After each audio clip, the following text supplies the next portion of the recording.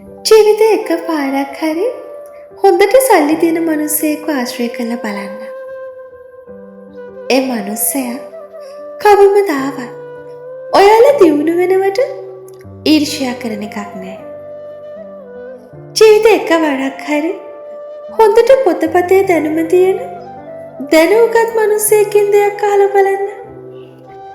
ඒ මිනිස්සයා කිසිම දවසක ඔබ ඉගෙන ගන්නවට ඊර්ෂ්‍යා කරන එකක් නෑ.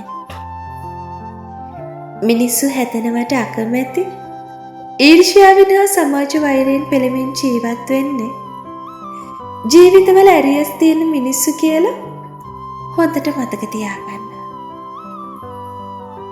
ඒ නිසා අත්දැකීම් තරම් ගුරුවරයෙක් නොමැති බව හැම විටම අවබෝධ කරගන්න.